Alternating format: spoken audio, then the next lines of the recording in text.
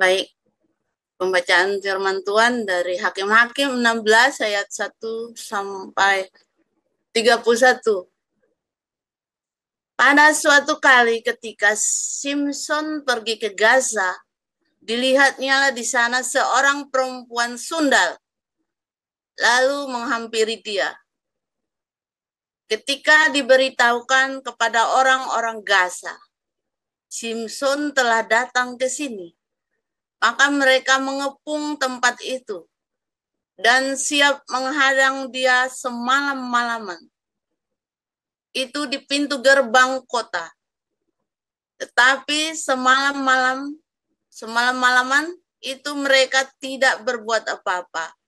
Karena pikirannya, nanti pada waktu fajar kita akan membunuh dia. Tetapi Simpson tidur di situ sampai tengah malam. Pada waktu tengah malam bangunlah ia. Dipegangnyalah kedua daun pintu gerbang kota itu dan kedua tiang pintu. Dicabutnyalah semuanya serta palangnya. Diletakannyalah di atas kedua bahunya. Lalu semuanya itu diangkatnya ke puncak gunung yang berhadapan dengan Herbon. Sesudah itu Simpson jatuh cinta kepada seorang perempuan dari lembah Sorek yang namanya Delila. Lalu datanglah raja-raja kota orang Filistin kepada perempuan itu sambil berkata, cobalah bujuk dia untuk mengetahui karena apakah kekuatannya demikian besar dan dengan apakah kami dapat mengalahkan dia dan mengikat dia untuk menundukkannya, maka kami masing-masing akan memberikan 1.100 uang perak kepadamu. Lalu berkatalah Delila kepada Simpson, ceritakanlah kiranya kepadaku, karena apakah kekuatanmu demikian besar? Dan dengan apakah engkau harus diikat untuk ditundukkan?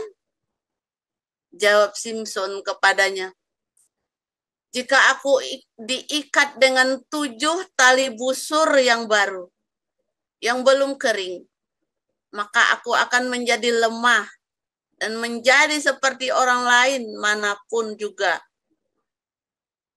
Lalu raja-raja kota orang Filistin membawa 7 tali busur yang baru, yang belum kering kepada perempuan itu.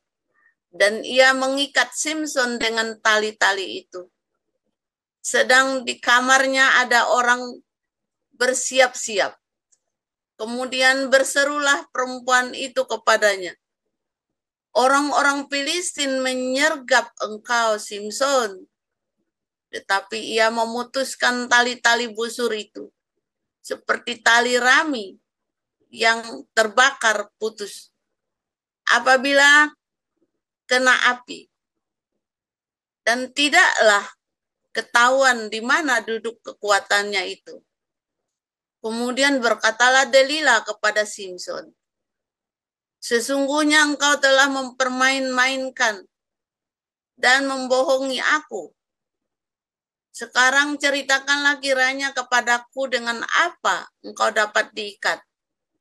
Jawabnya kepadanya, jika aku diikat erat-erat dengan tali baru yang belum terpakai untuk pekerjaan apapun, maka aku akan menjadi lemah dan menjadi seperti orang lain manapun juga.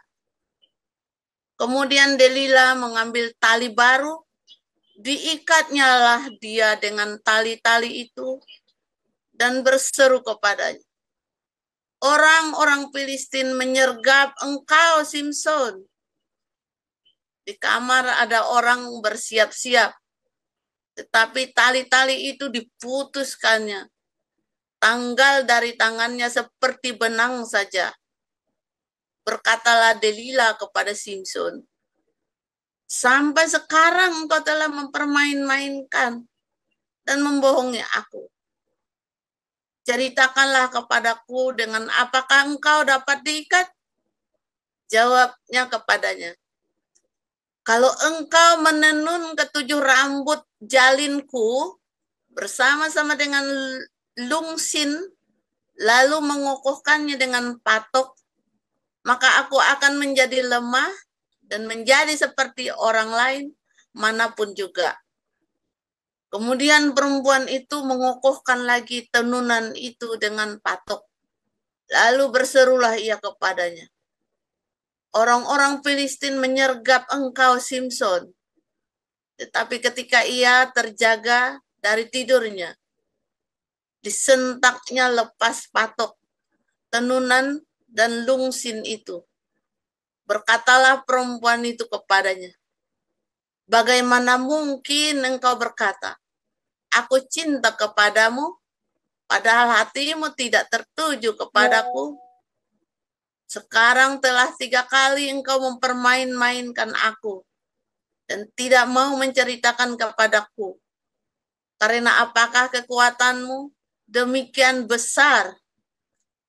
Lalu setelah perempuan itu berhari-hari merengek-rengek kepadanya, dan terus mendesak-desak dia, ia tidak dapat lagi menahan hati, sehingga ia mau mati rasanya. Maka diceritakanlah kepadanya segala isi hatinya. Katanya, kepalaku tidak pernah kena pisau cukur, sebab sejak dari kandungan ibuku, aku ini seorang nasir Allah. Jika kepalaku dicukur, maka kekuatanku akan lenyap daripadaku, dan aku menjadi lemah dan sama seperti orang-orang lain. Ketika dilihat Delilah bahwa segala isi hatinya telah diceritakannya kepadanya, disuruhnyalah memanggil raja-raja kota orang Filistin. Katanya, sekali ini lagi datanglah kemari, sebab ia telah menceritakan segala isi hatinya kepadaku. Lalu datanglah raja-raja kota orang Filistin itu kepadanya sambil membawa uang itu. Sesudah itu dibujuknya Simson tidur di pangkuannya. Lalu dipanggilnya seorang dan disuruhnya mencukur ketujuh rambut jalinnya, sehingga mulailah Simson ditundukkan oleh perempuan itu, sebab kekuatannya telah lenyap daripadanya. Lalu berserulah perempuan itu, orang Filistin menyergap engkau, Simson. Maka terjagalah ia dari tidurnya, serta katanya, seperti yang sudah-sudah, aku akan bebas dan akan meronta lepas. Tetapi tidaklah diketahuinya bahwa Tuhan telah meninggalkan dia. Orang Filistin itu menangkap dia, mencungkil kedua matanya, dan membawanya ke Gaza. Di situ ia dibelenggu dengan 2 rantai tembaga, dan pekerjaannya di penjara ialah menggiling. Tetapi rambutnya mulai tumbuh pula sesudah dicukur. Sesudah itu berkumpullah raja-raja kota orang Filistin untuk mengadakan perayaan korban sembelihan yang besar kepada Dagon, Allah mereka, dan untuk bersukaria, kata mereka, telah diserahkan oleh Allah kita ke dalam tangan kita, Simson musuh kita. Dan ketika orang banyak melihat Simson, mereka memuji Allah mereka sambil berseru, telah diserahkan oleh Allah kita ke dalam tangan kita, musuh kita, perusak tanah kita, dan yang membunuh banyak teman kita. Ketika hati mereka riang gembira, berkatalah mereka, panggillah Simson untuk melawak bagi kita. Simson dipanggil dari penjara, Lalu ia melawak di depan mereka. Kemudian mereka menyuruh dia berdiri di antara tiang-tiang. Berkatalah Simson kepada anak yang menuntun dia, lepaskan aku dan biarkanlah aku meraba-raba tiang-tiang penyangga rumah ini, supaya aku dapat bersandar padanya. Adapun gedung itu penuh dengan laki-laki dan perempuan. Segala raja kota orang Filistin ada di sana. Dan di atas soto ada kira-kira 3.000 orang laki-laki dan perempuan yang menonton lawak Simson itu. Berserulah Simson kepada Tuhan, katanya, "Ya Tuhan Allah, ingatlah kiranya kepadaku dan buatlah aku kuat sekali ini saja, ya Allah, supaya dengan satu pembalasan juga kubalaskan kedua mataku ini kepada orang Filistin." Kemudian Simson merangkul kedua tiang yang paling tengah, menyangga rumah itu, lalu bertopang kepada tiang yang satu dengan tangan kanannya, dan kepada tiang yang lain dengan tangan kirinya. Berkatalah Simson, "Biarlah kiranya aku mati bersama-sama orang Filistin ini." Lalu membungkuklah ia sekuat-kuatnya. Maka rubuhlah rumah itu menimpa raja-raja kota itu dan seluruh orang banyak yang ada di dalamnya. Dan mati dibunuhnya pada waktu matinya itu lebih banyak daripada yang dibunuhnya pada waktu hidupnya. Sesudah itu datanglah ke sana saudara-saudaranya dan seluruh keluarganya. Mereka mengangkat dia dan membawanya dari sana, lalu menguburkannya di antara Jora dan Esiptaul di dalam kubur Manoah, ayahnya. Dia memerintah sebagai hakim atas orang Israel 20 tahun lamanya. Firman Tuhan. Amin. Ya, bacaan berikutnya dari Kolose 3 ayat 1 sampai dengan 25. Karena itu, kalau kamu dibangkitkan bersama dengan Kristus, carilah perkara yang di atas, di mana Kristus ada, duduk di sebelah kanan Allah. Pikirkanlah perkara yang di atas, bukan yang di bumi. Sebab kamu telah mati, dan hidupmu tersembunyi bersama dengan Kristus di dalam Allah. Apabila Kristus yang adalah hidup kita menyatakan diri kelak, kamu pun akan menyatakan diri bersama dengan Dia dalam kemuliaan. Karena itu, matikanlah dalam dirimu segala sesuatu yang duniawi, yaitu percabulan, kenajisan, hawa nafsu, nafsu jahat, dan juga keserakahan yang sama dengan penyembahan berhala. Semuanya itu mendatangkan murka Allah atas orang-orang durhaka. Dahulu kamu juga melakukan hal-hal itu ketika kamu hidup di dalamnya. Tapi sekarang, buanglah semuanya ini, yaitu bara, geram, kejahatan, fitnah, dan kata-kata kotor yang keluar dari mulut. Jangan lagi kamu saling mendustai, karena kamu telah menanggalkan manusia lama serta kelakuannya, dan telah mengenakan manusia baru yang terus-menerus diperbaharui untuk memperoleh pengetahuan yang benar menurut gambar Khaliknya. Dalam hal ini, tiada lagi orang Yunani atau orang Yahudi, orang bersunat atau orang tak bersunat, orang barbar atau orang Skit, budak atau orang merdeka, tetapi Kristus adalah semua dan di dalam segala sesuatu. Karena itu, sebagai orang-orang pilihan Allah yang dikuduskan dan dikasihinya, kenakanlah belas kasihan, kemurahan, kerendahan hati, kelemah lembutan, dan kesabaran. Sabarlah kamu seorang terhadap yang lain, dan ampunilah seorang akan yang lain apabila yang seorang menaruh dendam terhadap yang lain, sama seperti Tuhan telah mengampuni kamu. kamu perbuat jugalah demikian. Dan di atas semuanya itu, kenakanlah kasih sebagai pengikat yang mempersatukan dan menyempurnakan. Hendaklah damai sejahtera Kristus memerintah dalam hatimu, karena untuk itulah kamu telah dipanggil menjadi satu tubuh. Dan bersyukurlah, hendaklah perkataan Kristus diam dengan segala kekayaannya di antara kamu, sehingga kamu dengan segala hikmat mengajar dan menegur seorang akan yang lain, dan sambil menyanyikan mazmur dan puji-pujian dan nyanyian rohani, kamu mengucap syukur kepada Allah di dalam hatimu. Dan segala sesuatu yang kamu lakukan dengan perkataan atau perbuatan, lakukanlah semuanya itu dalam nama Tuhan Yesus, sambil mengucap syukur oleh Dia kepada Allah Bapa kita. Hai istri-istri, tunduklah kepada suami, sebagaimana seharusnya di dalam Tuhan. Hai suami-suami, kasihilah istrimu dan janganlah berlaku kasar terhadap dia.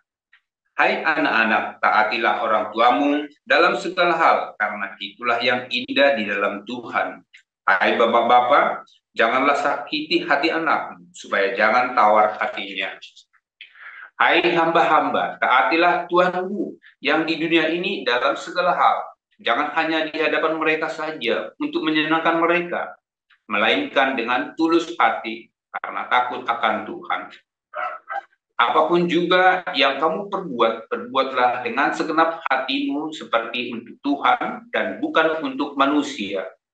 Kamu tahu bahwa dari Tuhanlah kamu akan menerima bagian yang ditentukan bagimu sebagai upah. Kristus adalah Tuhan dan kamu hambanya. Barang siapa berbuat kesalahan, ia akan menanggung kesalahannya itu, karena Tuhan tidak memandang orang.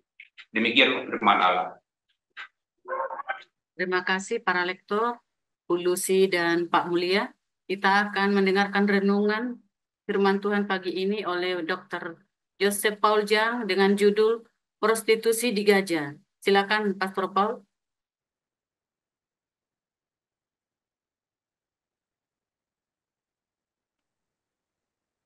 Haleluya, luar biasa firman Tuhan, selalu baru setiap hari ketika kita menanti-nantikan Tuhan dengan penuh cinta, saudara ya.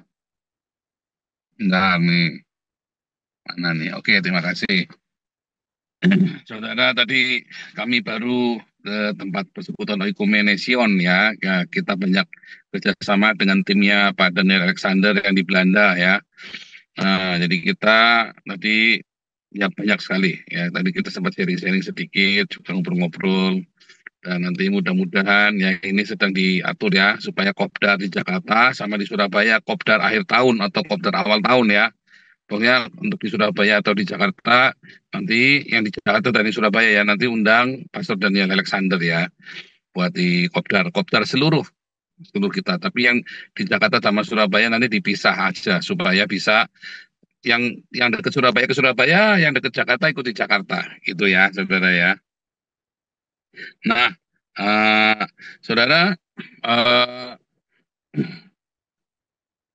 kita suka sekali kita menganggap orang lain itu lebih rendah dari kita, ya. Suka sekali. Ini ada dalam semua komunitas. Dalam semua komunitas, selalu ada orang yang menganggap orang lain itu lebih rendah daripada dirinya sendiri, ya. Dan sangat menyedihkan sekali, ya, kalau di dalam komunitas selalu ada seperti ada kelas, ya, saudara, ya, seperti ada kelas-kelasnya. Itu terjadi dengan sendirinya tanpa kita sadari, saudara, ya. Nah, apalagi kalau komunitas beragama. Dalam komunitas beragama itu lebih serem lagi, saudara ya. Oh, itu orang berdosa, kita ini orang baik-baik. Ya. Nah, tren ini selalu saya omongkan karena kebetulan kami yang di Kopdar, yang di komunitas di Den Haag ini, kita sedang mengalami itu, saudara ya. Ada sekelompok orang yang merasa hidupnya itu sudah baik, sudah. Ya. Dan atau saya bukan orang baik, tapi orang itu lebih gak baik dari saya. Nah, ini lagi tren ini ya. Wah, dan saya cukup terkejut sekali karena kita udah lama nggak punya komunitas yang offline ya, saudara ya. Dan saya harap nanti yang kopdar di Jakarta dan di Surabaya jangan pernah ada orang merasa hidupnya lebih baik daripada orang lain, lebih mulia atau lebih lebih suci atau lebih beragama atau lebih rohani dari yang lain, saudara ya. Yang saya harapkan nanti kalau ketemu, ya, kita semua ini adalah bekas orang berdosa yang ingin terus mencapai kemuliaan. Itu yang saya harapkan. Tetapi pada kenyataannya kita nggak bisa pungkiri itu selalu ada, dan tugas para gembala tuas, para fasilitator, mentor, pengurus untuk meniadakan hal-hal yang seperti itu. Ya, untuk meniadakan. Termasuk kami sendiri yang didenang. Wah, itu cukup kewalahan saya, saudara ya. Karena santer sekali ya. Santer sekali, cukup keras sekali. Saya sampai digebrak-gebrak kaca. Saya lagi di kantor digebrak-gebrak begitu, saya sampai jumbul ya. Dan sampai diancam, kalau kamu tetap melayani orang ini, saya nggak mau kenal kamu lagi. Ya, menurut saya nggak apa-apa, saudara. Ya, saya bilang, ya kamu kan bukan bos saya mau melayani siapa saja kan terserah saya. Emang kamu ada kontribusi apa sama pelayanan saya? Ngatur-ngatur saya. Seperti biasa selalu ya. Orang senang yang ngancem ya, saudara ya. Saudara, ada banyak sekali kita merasa ya orang itu orang nggak baik. Ya kita juga orang, saya tahu saya bukan orang baik-baik, tapi orang itu lebih nggak baik dari saya. Nah, perasaan seperti itu bahaya sekali, saudara ya. Perasaan seperti itu membuat Anda justru kehilangan hubunganmu dengan Tuhan, saudara. Perasaan kamu tuh lebih baik daripada orang lain, lebih suci, lebih mulia dari orang lain. Itu membuat kamu kehilangan hubunganmu dengan Tuhan. Mengapa, saudara? Saat kamu merasa, dan bahkan dalam doamu, kamu ya merasa kamu lebih baik dari orang lain, kamu tuh sebenarnya seperti seorang Farisi yang berdoa dan seorang pemungut cukai yang berdoa.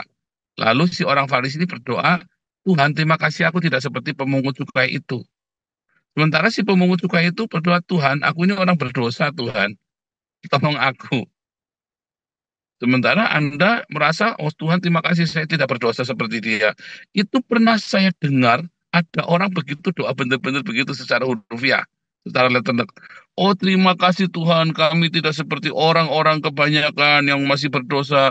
Tuhan sudah menebus kami sehingga kami bisa berbuat baik. Terima kasih Tuhan, kami sudah sekarang menjadi orang-orang yang baik, tidak seperti orang-orang di luar sana. Saya kaget, saudara ya. Dan sebetulnya perasaan itu tuh ada di dalam gereja, saudara. Orang kalau keseringan ke gereja, makanya orang kalau orang yang sering ke gereja itu menyebalkan, ya saudara. Karena kalau keseringan ke gereja, terus dia mulai, saudara ya, dikit-dikit ngomongnya tentang Tuhan, ya kan? Ngomongnya tentang Tuhan, terus oh saya juga sama, saya ngalamin, ya. Anda jangan ngomong enggak, saya ngalamin, saudara ya. Saya dulu malah ekstrim. Dikit-dikit ngomong Tuhan terus, saudara ya. Sampai orang tuh bosan dengar saya ngomong tentang Tuhan, saudara. Ya, dikit-dikit ya saya cerita, wah kalau Tuhan, ya pokoknya apa namanya, ini kalau di gereja ini begini, wah. Saya bukan dikit-dikit mesti kalau Tuhan Yesus baik, ya dia tolong kita. Tapi oh ini gereja ini hebat, oh saudara, oh ini pendeta itu hebat. Tahu nggak saudara bedanya, saudara? Ada orang yang bersaksi, oh Tuhan tolong saya. Oh misalnya nih ada yang tanya nih, ya, uji apa namanya, Bu Ana kenapa bisa begini? Oh karena Tuhan tolong kami dulu tuh parah sekali keadaannya. Ya kan, Pak Edi kenapa bisa begini? Oh karena Tuhan tolong kami. Ya, itu namanya bersaksi, saudara.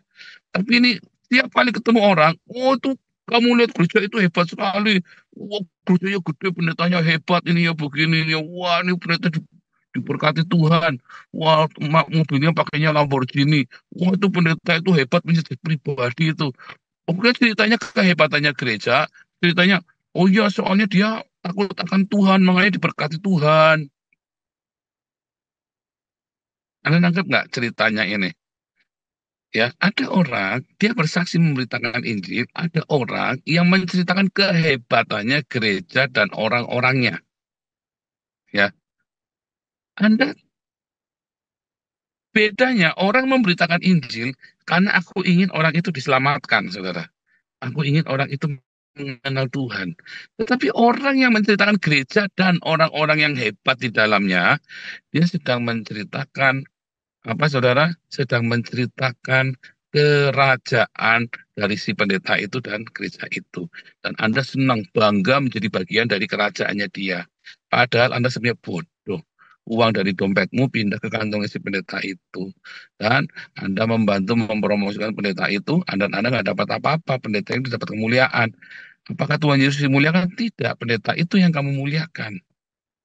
Ya, jadi jangan pernah memuji-muji pendeta atau gereja. Anda tidak boleh memuji-muji seorang pendeta atau hamba Tuhan atau gereja. Sebab segala kepujian, segala kemuliaan itu hanya bagi siapa? Hanya bagi Tuhan Yesus. Kalau ada gereja yang besar, kalau ada pendeta yang hebat, itu bukan orang itu, saudara. Tetapi yang hebat itu Tuhannya. Karena dalam sekejap mata, Tuhan bisa permalukan orang itu. Ya, dan itu banyak sekali contohnya. Banyak sekali. Ya, saya pernah cerita, saya pernah menangis gara-gara ada hamba Tuhan besar jatuh dalam perzinahan, dan orang itu panutan saya, saudara ya. Wah, saya sampai ini ya, sampai hancur hati. Aduh, orang hebat begini aja bisa jatuh ya. Sama-sama gila, teman ya. Nah, kenapa? Karena saya melihat kebesaran dari hamba-hamba Tuhan dan gereja-gereja, bukan Tuhannya yang besar.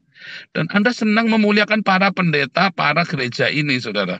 Bukan, ya ini adalah apologet. Oh, saudara, nggak dengar nggak kalau ada, Pak Paul hebat ya? Enggak hebat. Ya, makanya bagus ya kalau ada orang menghina saya, mencaci maki saya, itu bagus buat saya dan bagus buat Anda, saudara ya. Ketika orang ungkit-ungkit masa lalu saya, bagus juga buat saya, bagus juga buat Anda. Supaya Anda tahu saya ini penjahat. Supaya Anda tahu saya bukan orang baik. Supaya Anda tahu ya bahwa hanya karena promosi dari Tuhan saya bisa seperti ini. Jadi bukan saya yang hebat ya. Nah, sekarang Anda sendiri bagaimana ya? Wah, Anda cerita ya, wah saya ini ya mungkin kalau saya belum doa 4 jam belum marem. Wah, saya itu kalau sudah belum baca Alkitab belum marem. Itu Anda bukan sedang menceritakan kebaikan Tuhan. Anda sedang pamer seberapa betapa rohaninya Anda, ya kan? Bukan betapa rohaninya, betapa Anda beragama, ya. Bukan rohani, Anda beragama, betapa beragamanya Anda. Wah, dikit, oh Yesus. Yesus, wah dikit-dikit ya, kalau lagi apa, wah ada nggak sering ketemu orang begitu nggak? Ketemu apa dikit, oh Yesus. Saya dulu sering ketemu orang begini ya, katanya orang ini brengsek yang minta ampun ya, tapi dikit, oh Yesus. Lagi diam-diam kita lagi apa, lagi ngejar apa semua, tiba-tiba, oh Yesus, haleluya. Tiba-tiba begitu ya, tiba-tiba sampai kaget saudara ya. Wah itu dalam tahap ini ya, Pentakosta lama. Kalau yang karismatik model baru ya, Anda lagi duduk diam-diam di bandara, lagi kumpul-kumpul, tiba, ih, bira bara bara sikara bara bara bara bere, tiba dia bisa begitu sendiri. Saya kalau ada orang gitu, cepat jauh-jauh saudara yang malu saudara. Kalau orang cerita, oh Yesus, oke lah saya masih bisa terima walaupun agak ilfil dikit ya. Tapi ini, oh sikara para, bere. Aduh pusing saudara ya. Itu bikin puyeng. Saya pernah jalan sama orang yang begitu ya, sepanjang jalan dia berusaha, pala sih karena waduh, saya mulai jauh-jauh, dia orangnya suruh jejerin dia, saya jalan di belakangnya, saudara.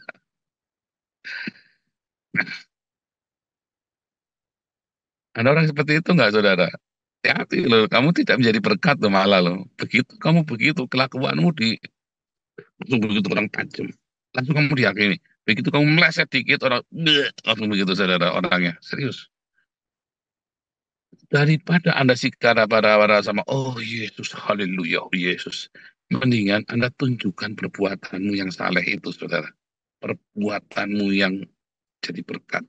Itu lebih penting daripada semua aksi-aksimu, saudara. Aksi-aksi agamamu itu. Lebih baik perbuatanmu kamu tunjukkan kepada orang. Oh, kamu baik. Ya, karena Tuhan baik sama saya. Nah, gitu saja, saudara.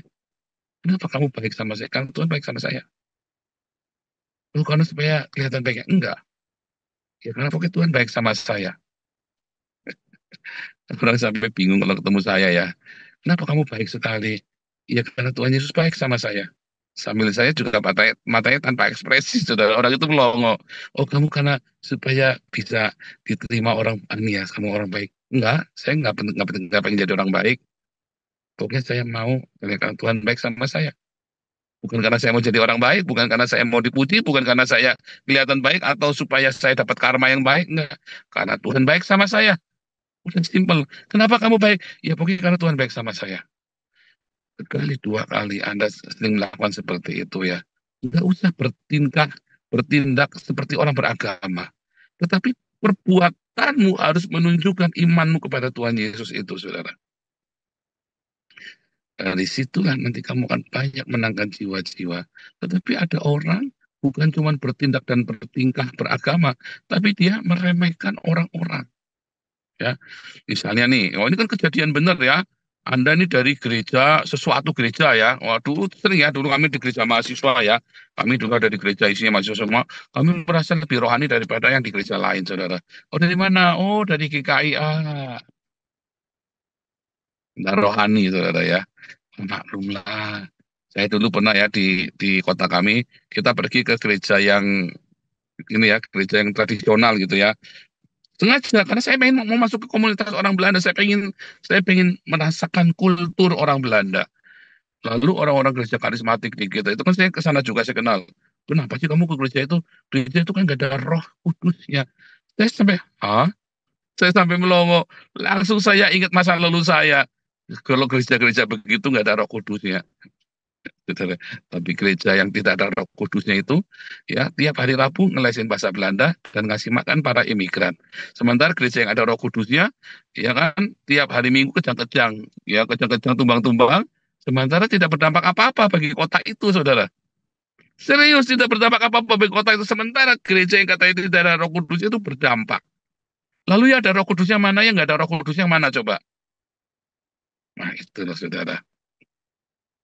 Seringkali ya kita ini merasa lebih rohani daripada orang lain, ya kan? Padahal sebenarnya hidup kita ini penuh dengan percabulan, perzinahan, ya kan? Sebenarnya hidup kita ini tidak baik, saudara. Cuman kita nutupin. Ya kemarin saya udah pernah cerita. Oh, itu kan orang berdosa. Orang ini berdosa. Orang itu berdosa. Saya juga orang berdosa loh. Saya ingat sekali ya. Ini saya benar tak buka, saudara ya. Waktu Galarua itu mencaci maki Pak Toping itu ya. Saya bilang, walaupun Pak Toping orang berdosa tidak layak, saya nggak sudi kumpul sama Pak Toping. Jangan-jangan nanti kamu nggak sudi kumpul sama saya. Saya ngomong begitu, saudara ya. Sama Linda itu ya, bendaharanya Galarua. Jangan-jangan nanti kamu juga akan, kalau kamu tahu saya, kamu tidak akan suka sama saya. Nah, saya juga orang berdosa. Serius, saudara ya. Wah, Pak Toping begini, Pak Toping begitu. Saya juga orang berdosa. Itu kan hidupnya dia, itu kan pribadinya dia. Ya, tapi saya nggak setuju kerjasama dengan orang seperti itu. Ya bagaimana? Sebelum ada kamu sudah dapat Toping di tempat ini. Itu saudara ya.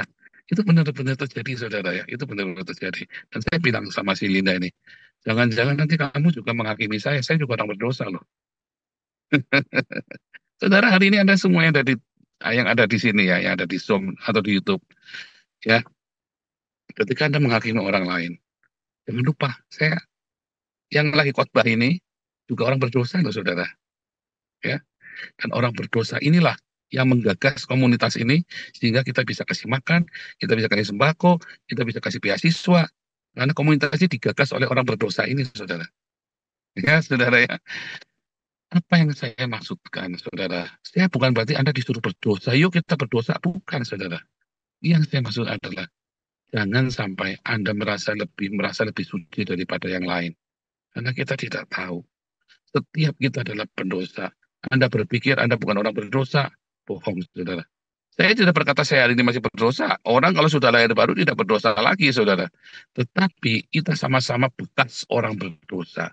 Dan kita sama-sama mau mencapai kemuliaan Kristus. Dan tanpa kita merendahkan diri kepada Tuhan Yesus, nggak mungkin kita tidak berdosa. Karena untuk tidak berdosa, Anda harus merendahkan diri datang kepada Tuhan. Dan Anda tidak boleh merasa kamu lebih suci daripada orang lain. Sekalipun orang itu jelas pelacur, orang itu jelas pezina, tetapi kamu tidak usah merasa lebih suci daripada orang itu, saudara. Orang itu jelas penipu, orang itu jelas penjahat, orang itu jelas residivis. Kamu tidak usah merasa lebih baik dari dia. Karena kita semua punya masa lalu yang tidak baik. Dan kita bantu orang itu untuk meninggalkan masa lalunya datang pada Yesus. Itu yang seharusnya dibutuhkan. Tapi sayangnya nggak begitu. Makanya di komunitas ini, saudara, saya selalu mengingatkan, kita semua ini dulunya adalah orang berdosa, dan kita mau supaya orang-orang yang bergabung dengan kita yang tadinya berdosa menjadi tidak berdosa lagi. Tetapi tanpa kita harus menyingkirkan orang berdosa. Masalahnya, gereja lebih senang jemaatnya orang yang tidak berdosa daripada orang berdosa. Karena gereja dengan jemaatnya orang berdosa itu ribet, saudara. Nah, tetapi Tuhan Yesus memanggil orang berdosa. Itulah paradoks. Ya kan? Di gereja, oh kalau kita mau cari cewek baik-baik di gereja, siapa bilang, saudara?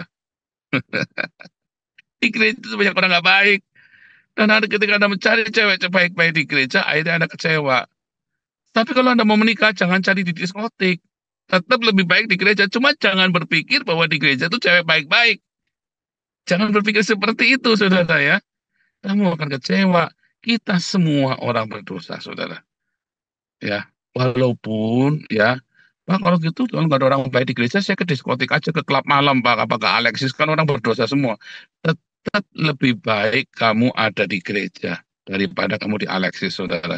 Tetap cari istri, cari suami, tetap lebih baik di gereja daripada kamu cari di Kalijodo. Walaupun di gereja banyak orang nggak baik, setidaknya orang di Kalijodo masih mau berbuat dosa, orang lagi ke gereja, lagi kepengin bikin yang baik. Itu. Jadi kalau ada orang ke gereja, orang tidak baik, jangan ditolak, jangan disingkirkan, jangan dikucilkan. Ya, dan memang orang nggak baik kita semua karena dia pengen baik, makanya ke gereja. Dari ujung utara selatan jauh-jauh kita pertobatkan. Ya, tapi begitu orangnya datang, kita buang. Ya, jangan, saudara. Ujung kita memberitakan Injil sampai Afrika, sampai Rusia, sampai kemana-mana. Kemudian orang berdosa datang ke gereja kita usir dia. Orang berdosa datang ke komunitas kita usir. Ya, jangan, saudara ya. Orang berdosa harus kita layani. Ya, walaupun kalau kita punya cinta, kita akan melayani dengan hikmat, nggak ngawur-ngawuran, nggak di-abuse, nggak dimanfaatkan. Karena kita punya cinta, maka kita punya hikmat. Ya, semoga Tuhan kasih rema untuk pengajaran pagi hari ini. Tuhan Yesus memberkati.